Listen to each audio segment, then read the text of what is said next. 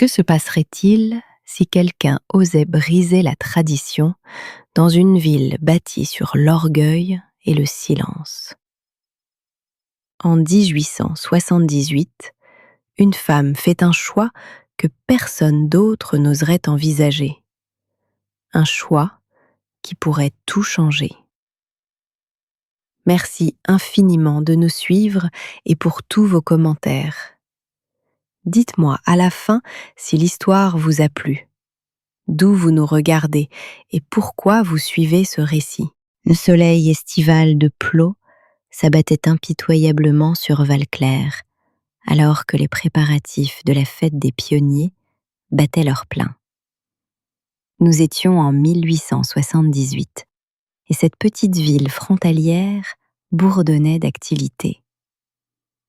Élise de la Croix, la fille de 22 ans de l'homme le plus fortuné du comté, se tenait sous le porche de l'imposante demeure paternelle, observant avec une irritation croissante les membres du conseil municipal débattre des mêmes sujets éculés qui le ressassaient chaque année. « Mademoiselle Élise, votre père requiert votre présence dans le bureau », annonça Madeleine, la gouvernante de longue date, dont le visage portait les marques de décennies de service auprès de la maison de la Croix.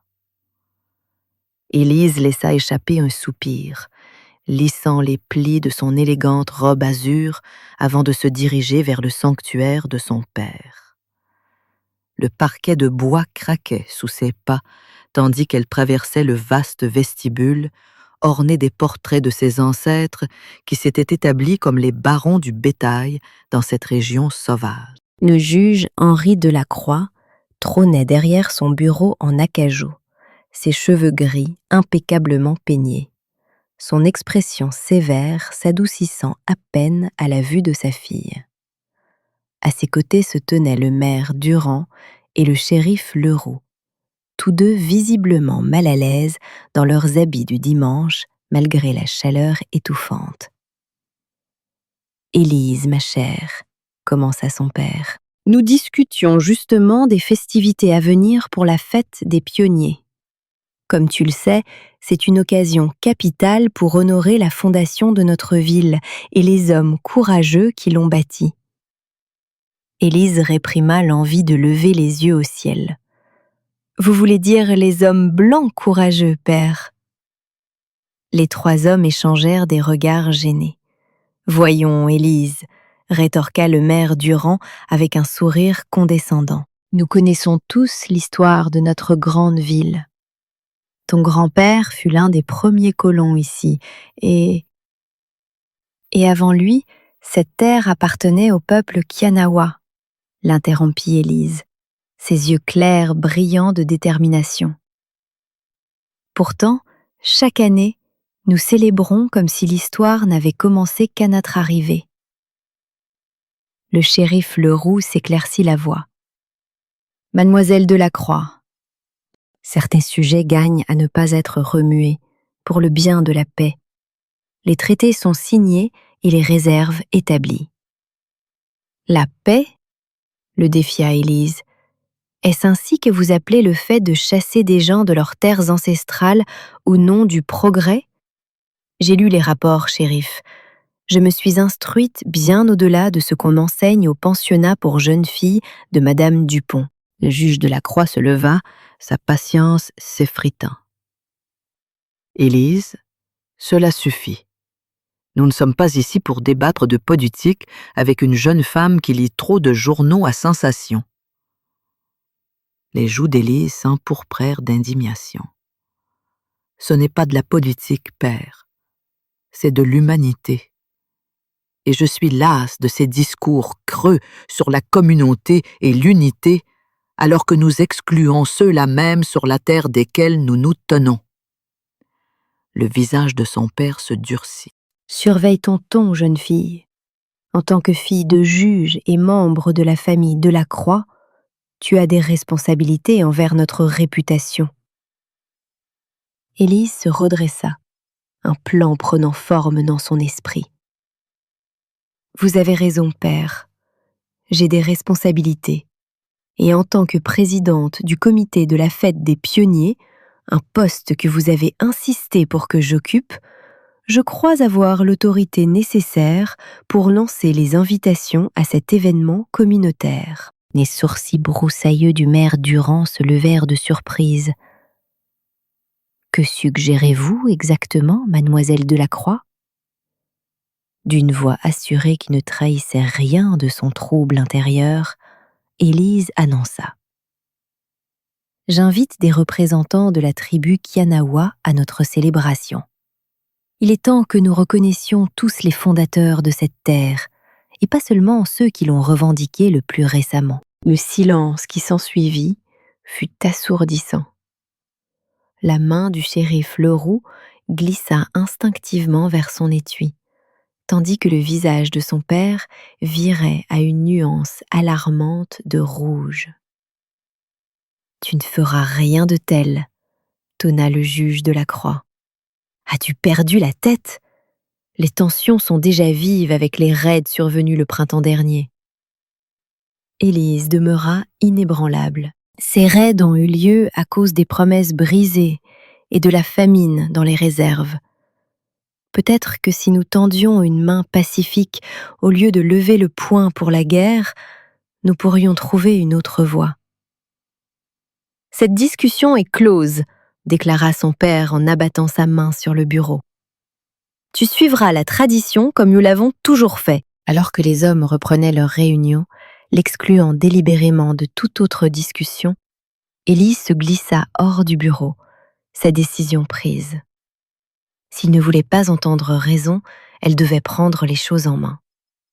Le lendemain matin, avant que l'aube ne perçât sur les collines vallonnées, Élise sella sa jument alezane, Belle.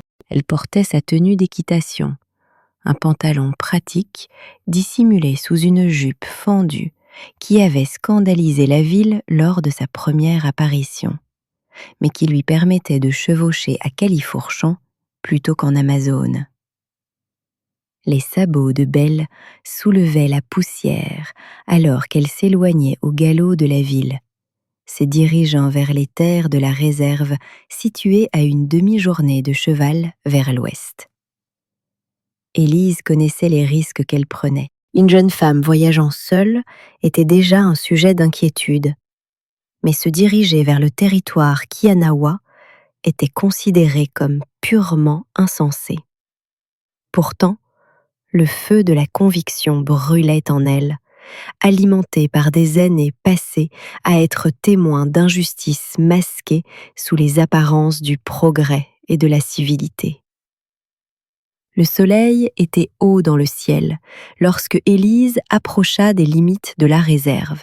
Son cœur battait la chamade contre ses côtes, non par peur, mais sous le poids de sa mission. Le paysage avait changé, les pâturages luxuriants cédant la place à un terrain plus aride et accidenté que le gouvernement avait jugé suffisant pour le peuple Kianawa, malgré ses piètres perspectives agricoles. Alors qu'elle approchait d'un ruisseau, Élise aperçut une silhouette solitaire accroupie près de l'eau. Un homme aux longs cheveux noirs, vêtu d'un mélange d'habits traditionnels et de vêtements américains usagés, remplissait une gourde. Il leva brusquement la tête au bruit des sabots qui approchaient, sa main se portant vivement au couteau passé à sa ceinture. Élise ralentit Belle jusqu'au pas, levant ses mains vides pour montrer qu'elle ne voulait aucun mal. « Bonjour », lança-t-elle, la voix stable malgré son pouls rapide. « Je viens en paix. Je cherche quelqu'un qui pourrait s'entretenir avec moi au sujet d'une invitation. » L'homme se leva, ses yeux sombres l'étudiant avec suspicion. Il était grand et puissamment bâti, le visage buriné par les éléments et les épreuves.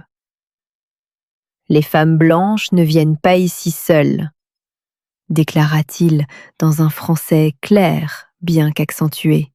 « Êtes-vous perdu ou insensé ? » « Ni l'un ni l'autre, je l'espère. » répondit Élise en mettant pied à terre, mais en gardant une distance respectueuse. Je m'appelle Élise Delacroix, de Valclair. Je suis venue pour transmettre une invitation à vos chefs pour la fête des fondateurs de notre ville. Un rire amer s'échappa des lèvres de l'homme.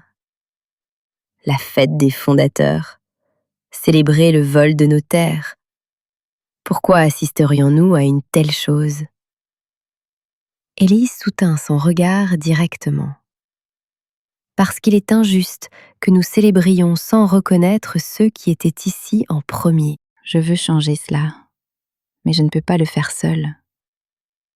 L'expression de l'homme resta sceptique, mais quelque chose dans son regard changea imperceptiblement. Je suis Rivière Rapide, finit-il par dire. Autrefois guerrier, maintenant un homme coincé entre deux mondes. Je comprends ce sentiment mieux que vous ne le pensez, dit doucement Élise. Être prise entre ce qui est attendu et ce qui est juste. Rivière Rapide la dévisagea un lent moment avant de désigner un sentier qui s'éloignait du ruisseau. Venez, vous parlerez à la doyenne Lune d'Argent. C'est elle qui décidera si vos paroles portent la vérité ou si elles ne sont que des promesses en l'air.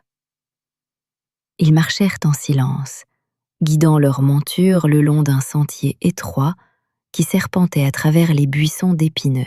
Élise sentait peser sur elle des regards curieux, épiant depuis des cachettes invisibles. La réserve était peut-être sous le contrôle de l'armée, mais le peuple Kianawa conservait sa propre vigilance. Le campement dans lequel ils pénétrèrent n'était que l'ombre douloureuse de ce qu'Élise avait lu sur les camps libres d'autrefois. Des tentes de toile fournies par le gouvernement se mêlaient aux tipis traditionnels. Des enfants aux joues creuses jouaient sans entrain dans la poussière, tandis que les femmes s'affairaient autour des feux de cuisine, leurs gestes efficaces mais dénués de joie. Rivière Rapide la conduisit vers un tipi plus grand que les autres, orné de symboles fanés qu'Élise ne parvenait pas à déchiffrer. « Attendez ici », ordonna-t-il, avant de se glisser à l'intérieur. Élise resta immobile, subissant les regards insistants de la communauté. Une petite fille, âgée peut-être de 5 ou 6 ans, s'approcha prudemment, tendant la main pour effleurer la jupe d'Élise avec émerveillement. « Bonjour », sourit Élise, en s'accroupissant à la hauteur de l'enfant. « Comment t'appelles-tu » La fillette recula timidement, sans répondre, alors qu'une femme âgée émergeait du tipi. Le visage de Lune d'Argent était profondément ridé, ses longs cheveux gris tressés de petites perles. Malgré son âge, elle se tenait droite, une dignité naturelle émanant d'elle comme une force physique. « Élise Delacroix », dit Lune d'Argent d'une voix étonnamment forte. « Rivière Rapide dit que vous apportez une invitation. Entrez et dites votre vérité. » L'intérieur du tipi était frais et sombre. Élise s'assit en tailleur sur une natte tissée, acceptant une tasse de thé amer avec un murmure de remerciements. Rivière Rapide resta debout près de l'entrée, les bras croisés sur la poitrine. « Ma ville célèbre sa fondation chaque année, commença Élise, avec des discours, des danses et des festins. Mais nous n'avons jamais reconnu que cette terre n'était pas vide lorsque mon grand-père et les autres sont arrivés. Je veux changer cela. Je veux inviter des représentants de votre peuple à y assister, pour être reconnus et honorés comme les premiers habitants de cette terre. » Les yeux noirs de Lune d'Argent semblèrent sonder l'âme d'Élise. Beaucoup de blancs sont venus avec de belles paroles par le passé, des mots comme paix et coopération. Ces mots se sont changés en cendres quand est venu le temps de les honorer. Élise hocha solennellement la tête. « Je connais notre histoire. Je ne prétends pas parler au nom de tous les colons, seulement pour moi-même. Mais le changement doit commencer quelque part, avec quelqu'un prêt à faire le premier pas. Et si votre ville rejette cette idée, s'il refuse d'accueillir notre peuple, défia Rivière Rapide, alors je leur aurai montré leur vraie nature, répondit Élise avec détermination. Et je continuerai à me battre pour ce qui est juste, même si je dois rester seule. Un long silence suivit, tandis que Lune d'Argent méditait les paroles d'Élise. Enfin, l'ancienne parla. J'enverrai Rivière Rapide et ma petite fille Étoile du Matin à votre célébration. Non pas comme des spectateurs ou des curiosités, mais comme des représentants du peuple. Un sentiment de soulagement et de gratitude envahit Élise. Merci, doyenne Lune d'Argent. Je promets qu'ils seront traités avec respect. L'expression de Lune d'Argent demeura grave. Rivière Rapide était l'un de nos jeunes guerriers les plus prometteurs avant la réserve. Il a fréquenté l'école des Blancs au fort pendant 3 hivers. Il connaît vos manières, mais n'a pas oublié les nôtres. Étoile du Matin apprend aussi des 2 mondes. Ils jugeront si votre invitation est vraiment un pas vers la compréhension ou simplement un baume pour votre conscience. La mâchoire de Rivière Rapide se contracta, mais il hocha la tête, acceptant la décision de l'ancienne. Alors qu'Élise se préparait à partir, Lune d'Argent les toucha doucement le bras. Votre cœur semble sincère, Élise de la Croix. Mais soyez avertis, les bonnes intentions peuvent se briser contre la pierre de la haine et de la peur. Êtes-vous prête pour ce qui pourrait arriver ? Élise déglutit difficilement, le poids de la responsabilité s'installant sur ses épaules. « Je dois essayer », répondit-elle simplement. Parfois, le courage consiste juste à faire le prochain pas, juste, même quand on ne peut pas voir le chemin entier. Alors qu'elle retournait vers Valclair, accompagnée un moment par Rivière Rapide pour assurer sa sécurité, Élise savait que le véritable défi l'attendait. Convaincre son père et la ville d'accueillir véritablement les représentants Kianawa exigerait toute sa détermination et sa diplomatie. Ce qu'elle ignorait, c'est que ses actions avaient déjà mis en branle des événements qui changeraient à jamais Valclair et son propre destin. La nouvelle de la mission non autorisée d'Élise se répandit dans la ville comme une traînée de poudre. Lorsqu'elle rentra chez elle, son père l'attendait sous le porche, le visage assombri par un orage de colère et d'inquiétude. « As-tu la moindre idée de ce que tu as fait ?» exigea le juge de la Croix alors qu'elle mettait pied à terre. « Chevaucher seule jusqu'à la réserve ? Tu aurais pu être tuée. » Élise tendit les rênes de Belle au palefrenier qui s'était précipité. « Je vais parfaitement bien, père. Le peuple Kianawa a été hospitalier et respectueux, bien plus que beaucoup dans cette ville ne l'auraient été envers eux. » Ce n'est pas la question. La voix de son père s'éleva, attirant l'attention des passants qui ralentissaient pour écouter. « Tu as sapé mon autorité et les décisions du conseil municipal. Et pourquoi ? Une notion dévoyée de la justice ?» Élise redressa les épaules. « 2 représentants de la réserve assisteront à notre fête des pionniers. La doyenne Lune d'Argent a choisi Rivière Rapide et une jeune femme nommée Étoile du Matin pour représenter leur peuple. » Le visage du juge de la Croix blêmit. « Tu les as réellement invités après que je te l'ai expressément interdit ?»« Oui, » déclara fermement Élise. « Et en tant que présidente du comité des festivités, j'avais tout à fait le droit de le faire. » Son père lui saisit le bras, la guidant avec force à l'intérieur de la maison, loin des regards curieux. Une fois à l'intérieur, il la relâcha et commença à faire les 100 pas dans le salon. Ce n'est pas un thé pour dames que tu organises, Élise. Il y a des enjeux politiques complexes. Le shérif Leroux gère déjà des éleveurs qui se plaignent de bétail disparu. L'armée a prévenu d'une montée des tensions. Et toi, tu invites des Kianawa à la fête de notre ville, dont l'un a été éduqué au fort et parle un français parfait. Élise riposta. Rivière Rapide est loin d'être le guerrier sauvage que vous imaginez, père. Et cette séparation continue ne fait qu'engendrer plus de méfiance et de haine. Le juge de la Croix s'effondra dans son fauteuil en cuir, paraissant soudain plus vieux que ses 55 ans.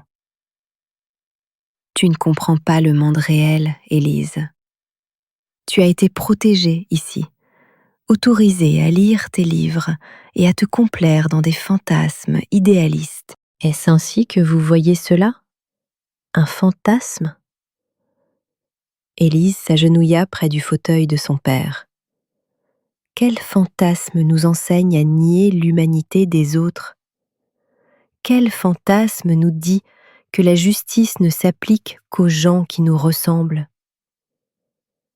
Un instant, quelque chose vacilla dans les yeux de son père. Une ombre de doute, peut-être, avant que son expression ne se durcisse à nouveau. Les invitations sont envoyées, le mal est fait. Mais comprends bien ceci, tu seras personnellement responsable de ces invités. Le moindre trouble qu'ils causeront retombera entièrement sur tes épaules. Élise hocha solennellement la tête. J'accepte cette responsabilité. Les jours suivants furent un tourbillon d'activités alors que la ville se préparait pour la fête. Élise se retrouva confrontée à la froideur de nombreux membres du comité qui recherchaient auparavant son approbation. Madame Garnier, l'épouse du banquier, démissionna de son poste de responsable des préparatifs culinaires, invoquant une maladie soudaine que tout le monde savait fictive. Seule Claire Vasseur, l'institutrice, resta fermement aux côtés d'Élise. Il est grand temps que quelqu'un ait le courage de reconnaître la véritable histoire de cet endroit, déclara Claire, alors qu'elles accrochaient des fanions sur la place de la ville. Mes élèves apprennent une version aseptisée de la façon dont cette ville est née. Peut-être que cela aidera à changer les choses. La veille de la célébration, Élise arrangeait des fleurs dans le hall de l'église lorsque le shérif Leroux s'approcha, les pouces passés dans les passants de sa ceinture. « Mademoiselle de la Croix, j'estime qu'il est de mon devoir de vous informer que j'ai reçu des renseignements préoccupants. Il y a des rumeurs parmi certains jeunes hommes de la ville, en particulier les frères Morel et leurs amis, sur le fait de s'assurer que vos invités Kianawa ne se sentent pas les bienvenus. » Les mains d'Élise se figèrent. Quel genre de rumeurs?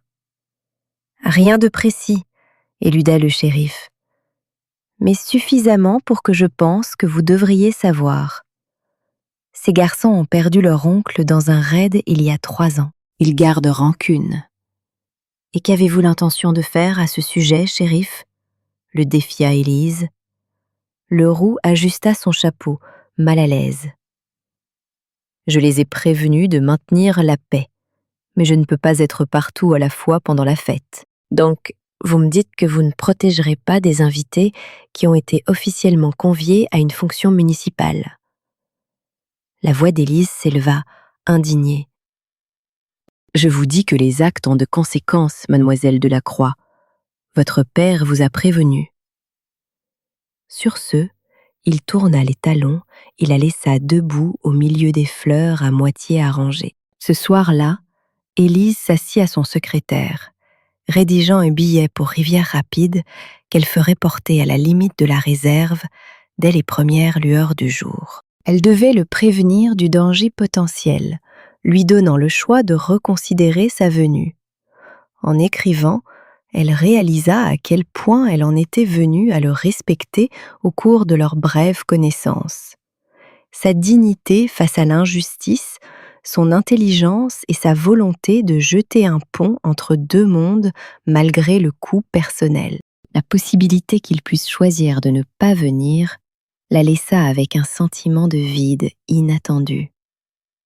Elle scella la lettre à la cire, imprimant le blason de sa famille dans la flaque rouge, et la mit de côté. L'aube se leva claire et prometteuse sur le jour de la fête des pionniers.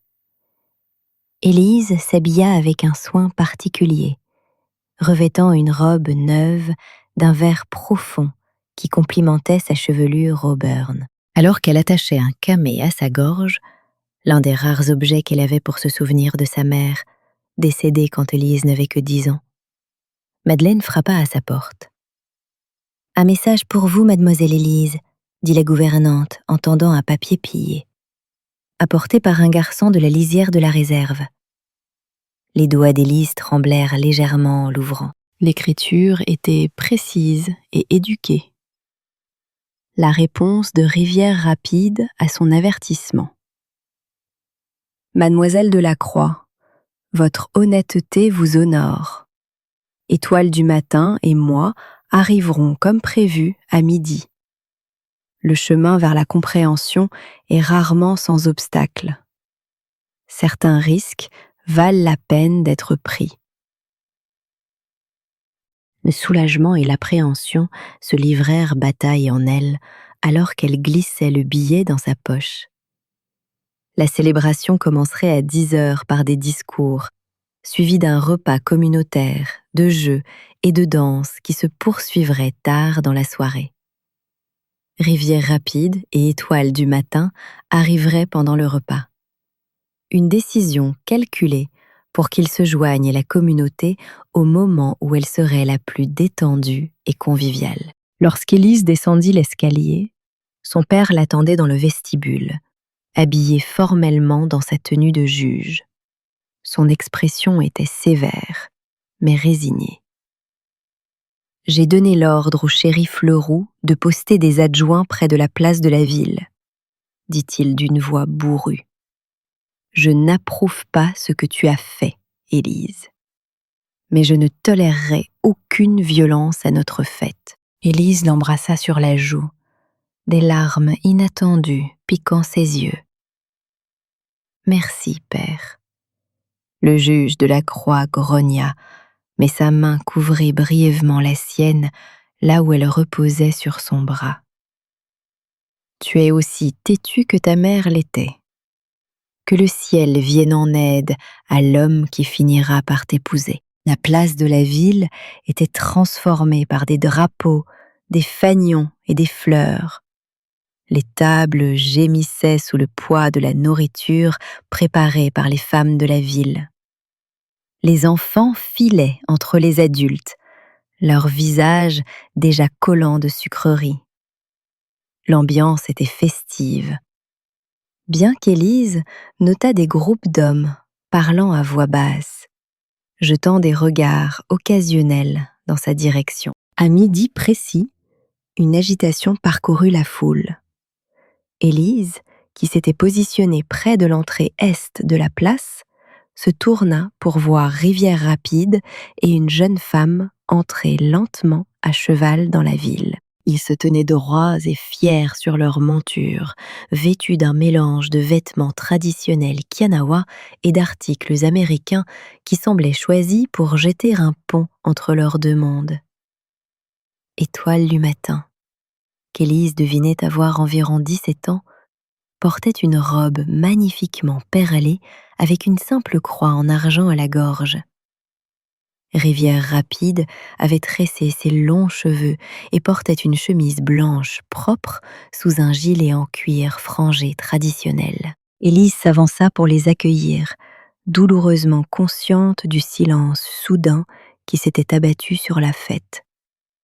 Elle pouvait sentir des centaines d'yeux traquer ses mouvements alors qu'elle approchait des nouveaux venus avec un sourire de bienvenue. Rivière Rapide, Étoile du matin.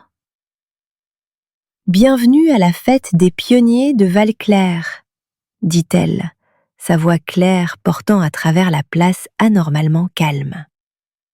Nous sommes honorés par votre présence. Rivière Rapide mit pied à terre et aida Étoile du Matin à descendre de son cheval. La tension dans l'air était à couper au couteau. L'avenir de la vision d'Élise pour une communauté plus inclusive était en jeu, alors que les habitants de la ville et les représentants Kianawa se faisaient face, de part et d'autre, d'un fossé bien plus grand que les quelques mètres de sol poussiéreux qui les séparaient. Le silence s'étira douloureusement, tandis qu'Élise se tenait entre les invités et les habitants de Valclair. Puis, à son immense soulagement, Claire Vasseur s'avança, la main tendue. « Bienvenue à notre célébration », dit chaleureusement l'institutrice. « Je suis Claire Vasseur. J'enseigne à l'école de notre ville et j'ai toujours voulu en savoir plus sur les traditions éducatives de votre peuple. » Le visage d'Étoile du Matin s'illumina en acceptant la poignée de main de Claire. « J'aide à enseigner à nos enfants dans la réserve, » répondit-elle dans un français soigné. « Peut-être pourrions-nous partager nos connaissances ?» Ce simple échange sembla rompre le charme. Le maire du rang, toujours soucieux des apparences, se précipita avec un sourire artificiel. « Oui, oui, bienvenue en effet. Veuillez vous joindre à nous pour notre festin communautaire. » Élise guida Rivière Rapide et Étoile du Matin vers les tables de nourriture, extrêmement consciente du mélange de curiosité, d'hostilité et d'incertitude sur les visages qu'ils croisaient. Les enfants fixaient ouvertement, certains se cachant derrière les jupes de leur mère, d'autres pointant du doigt et chuchotant. « Tout le monde nous regarde », murmura Étoile du Matin à Élise. « Laissez-les regarder », répondit doucement Élise. « Parfois, voir est la première étape pour comprendre. » Alors qu'ils remplissaient leurs assiettes de poulet frit, de pain de maïs et de légumes frais, Élise les présenta aux habitants assez courageux pour s'approcher. Certains, comme le vieux docteur Fabre, qui avait soigné des patients de toute race tout au long de sa longue carrière, furent sincèrement accueillants. D'autres offrirent des hochements de tête raides avant de s'éloigner rapidement. Rivière Rapide maintint une réserve digne tout au long de ses interactions, ses yeux sombres ne manquant rien. Lorsqu'ils trouvèrent des places à l'une des longues tables, il s'adressa enfin directement à Élise. « Votre ville est exactement comme vous l'avez décrite, » dit-il, sa voix assez basse pour que seule elle puisse l'entendre. Divisée entre ceux qui craignent le changement et ceux qui en voient la nécessité. Élise hocha la tête, observant les frères Morel et leurs amis se rassembler près du tonneau de cidre, lançant des regards noirs dans leur direction. La peur est profondément enracinée, reconnut-elle, mais la capacité de grandir l'est tout autant. À mesure que le repas progressait, la tension initiale commença à s'apaiser légèrement. Étoile du Matin se révéla être une diplomate née. Sa douceur et la pertinence de ses questions suscitaient des conversations, d'abord réticentes, puis plus engagée avec ses voisins de table. Elle évoqua son rêve de devenir une véritable institutrice, peut-être même d'intégrer une école normale un jour. Les enfants ont besoin de connaître les deux mondes désormais, expliqua-t-elle à Claire et à plusieurs autres femmes qui s'étaient rassemblées autour d'elle. Les anciennes coutumes seules ne les aideront pas à survivre, mais sans elles, ils perdent ce qu'ils sont. Pendant ce temps, Rivière Rapide se trouvait engagée dans une conversation inattendue avec le père d'Élise. Le juge Delacroix s'était approché de leur table avec une réticence évidente, le devoir l'obligeant à saluer les invités de sa fille. « Je crois comprendre que vous avez été scolarisé au fort, » dit le juge avec raideur. Rivière Rapide soutint son regard sans ciller. « 3 ans. J'ai appris à lire les classiques et à résoudre des équations mathématiques pendant que ma famille était déplacée de ses terrains de chasse vers la réserve. » Le juge de la Croix tressaillit légèrement face à cette réponse cinglante, mais insista. « Et qu'avez-vous retiré de cette éducation ? » « Que le savoir n'est ni blanc, ni Kianawa. » Rivière Rapide répondit. « Il est, simplement. C'est l'usage que nous en faisons qui détermine sa valeur. » Quelque chose dans cette réponse sembla résonner chez le juge, qui hocha la tête d'un air pensif, avant d'être appelé pour commencer les discours traditionnels de la fête des pionniers. Alors que la communauté se rassemblait devant la petite estrade en bois érigée pour l'occasion, Élise remarqua avec inquiétude que les frères Morel avaient disparu des abords du tonneau de cidre. Son malaise grandit alors qu'elle scrutait la foule, les repérant finalement près de l'écurie où Rivière Rapide et Étoile du Matin avaient laissé leurs chevaux. « Excusez-moi, » murmura-t-elle en s'éclipsant alors que son père entamait son allocution habituelle sur le courage et la vision des fondateurs de Val-Clair. Élise s'approcha de l'écurie par l'arrière, se déplaçant silencieusement le long du bâtiment.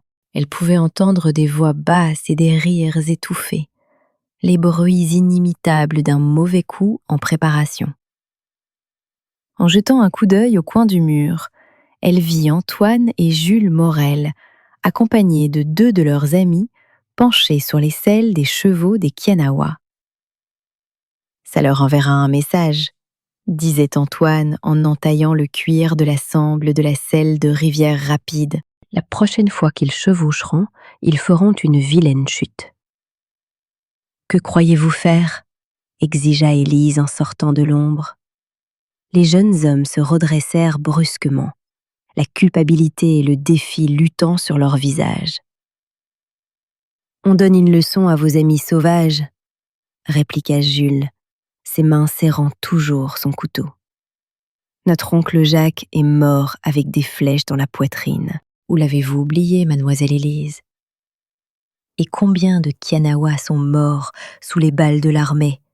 riposta Élise, le cœur battant à tout rompre, mais la voix ferme. « Est-ce que plus de violence honore la mémoire de votre oncle, ou est-ce que cela ne fait que perpétuer ce cycle de haine qui l'a tué ?» Antoine fit un pas vers elle, le visage rouge de colère et des effets de l'excès de cidre. « Vous n'avez aucun droit de les inviter ici, d'agir comme s'ils avaient leur place parmi les gens honnêtes. Ils ont plus le droit d'être ici que n'importe lequel d'entre nous, » dit fermement Élise. C'était leur terre, bien avant que ce ne soit la nôtre. « Y a-t-il un problème ici ?» La voix du shérif Leroux trancha la tension alors qu'il contournait l'angle du bâtiment, la main posée de manière significative sur son étui. Les frères Morel échangèrent les regards, leur bravade retombant sous le regard sévère du shérif. « On vérifiait juste les chevaux, shérif, » marmonna Antoine, sans grande conviction, alors que les couteaux étaient rengainés. « Circulez, les garçons, maintenant !» Le ton de Leroux ne laissait aucune place à la discussion. Alors que les jeunes hommes s'éloignaient piteusement, Élise examina les dommages causés à la selle de Rivière Rapide. « La sangle est presque coupée, » dit-elle au shérif. « S'il était parti comme ça, il aurait pu être gravement blessé ou tué. » Le visage buriné de Leroux se crispa. « Je ferai réparer la selle avant leur départ, et j'aurai 2 mots à dire au père des garçons. » Il étudia Élise un instant. « Vous réalisez que cela aurait pu bien plus mal finir. » Parce que j'ai invité des Kianawa à notre fête, le défia Élise. Parce que le changement n'est pas facile, mademoiselle Élise, ni pour les villes, ni pour les gens. Le shérif souleva son chapeau en guise de salut et partit organiser les réparations de la selle. Lorsqu'Élise retourna sur la place de la ville, elle fut surprise de trouver Rivière Rapide debout au bord de l'estrade, s'adressant à la foule. Le juge de la Croix se tenait à proximité, son expression mêlant inconfort et un respect réticent. Nous partageons cette terre maintenant, que ce soit par choix ou par force, disait Rivière Rapide, sa voix portant clairement à travers l'assemblée silencieuse. Le passé ne peut être défait, mais l'avenir n'est pas encore écrit. Mon peuple a un dicton. Une seule flèche se brise facilement, mais plusieurs flèches liées ensemble sont incassables. Peut-être y a-t-il une sagesse là-dedans pour nous tous. Lorsqu'il descendit de l'estrade, des applaudissements épars éclatèrent, initiés par Claire Vasseur et, à la stupéfaction d'Élise, par son père. Le son enflait avec incertitude, ni enthousiaste, ni dédaigneux. Le son d'une communauté confrontée à son histoire complexe et à un avenir incertain. Le reste de la célébration se déroula sans incident. À l'approche de la soirée, alors que l'on allumait les lanternes pour le bal, Élise se retrouva aux côtés de Rivière Rapide, en bordure de la place. « Votre selle a été endommagée », lui dit-elle doucement. Le shérif Leroux l'a fait réparer. Rivière Rapide hocha la tête, semblant peu surpris. J'ai vu les frères Morel nous regarder avec de la haine dans les yeux. Je sais ce que le deuil peut faire au cœur d'un homme. Je suis désolée, dit Élise, sentant le poids des événements de la journée. C'était peut-être trop tôt. Ou peut-être était-ce exactement ce qu'il fallait, répondit Rivière Rapide, son regard suivant Étoile du matin, qui rejoignait timidement une ronde avec Claire et plusieurs autres jeunes femmes. Regardez là-bas. Toutes les graines ne tombent pas sur un sol aride. Alors que la musique des violons emplissait l'air nocturne, Élise réalisa que Rivière Rapide avait raison. La fête n'avait pas transformé Valclair du jour au lendemain, mais de petits changements étaient visibles si l'on savait où regarder. Des enfants approchant Étoile du matin avec des questions curieuses plutôt qu'avec peur. Le juge de la Croix en grande conversation avec Rivière Rapide sur les conditions de vie dans la réserve. Même le bourru shérif Leroux s'assurant que leur selle serait sûre pour le voyage du retour. « Reviendrez-vous » demanda impulsivement Élise. « Pour la fête de l'année prochaine » L'expression de Rivière Rapide s'adoucit en la regardant. Cela dépend de ce qui se passera d'ici là. Un jour ne peut effacer des décennies de méfiance, mais ce peut être un début. Alors que les étoiles apparaissaient au-dessus de leur tête, Élise ressentit un sens renouvelé de sa mission. Le chemin à parcourir ne serait pas facile. Il y aurait de la résistance, des revers et des conversations difficiles. Mais cette journée avait prouvé que le changement était possible. Un pas courageux à la fois. Lorsque Rivière Rapide et Étoile du matin partirent le lendemain matin, une petite foule s'était rassemblée pour les voir s'éloigner. Pas la ville entière, mais assez pour suggérer que la vision d'Élise d'une communauté plus inclusive pourrait un jour devenir réalité.